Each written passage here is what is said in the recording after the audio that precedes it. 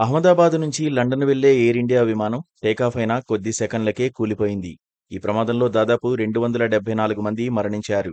గత దశాబ్ద కాలంలో జరిగిన అతిపెద్ద విమాన ప్రమాదంగా దీనిని అభివర్ణిస్తున్నారు. ఈ భారీ విషాదం విమాన ప్రమాద బీమా ప్రాముఖ్యతను వెలుగులోకి తెచ్చింది. విమాన ప్రమాద బీమా అంటే విమాన ప్రయాణ సమయంలో ప్రమాదం జరిగితే ప్రయాణికుడికి లేదా అతని కుటుంబానికి ఆర్థిక సహాయం అందించే బీమా. ఇది మరణం, తీవ్రమైన గాయం లేదా వైకల్యం వంటి పరిస్థితులను కవర్ చేస్తుంది. విమాన ప్రయాణ సమయంలో ఒక వ్యక్తి మరణిస్తే అతడి కుటుంబానికి లేదా నామినీకి అందించే మొత్తం 25 లక్షల రూపాయల నుంచి 1 కోటి రూపాయల వరకు ఉంటుంది.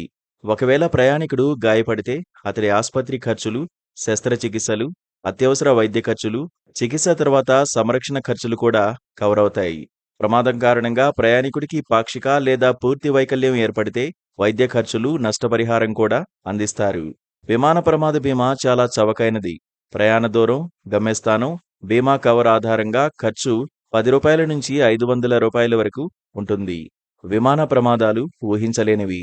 అటువంటి పరిస్థితిలో బీమా ప్రయాణికులకు, వారి కుటుంబాలకు ఆర్థిక భద్రత అందిస్తుంది.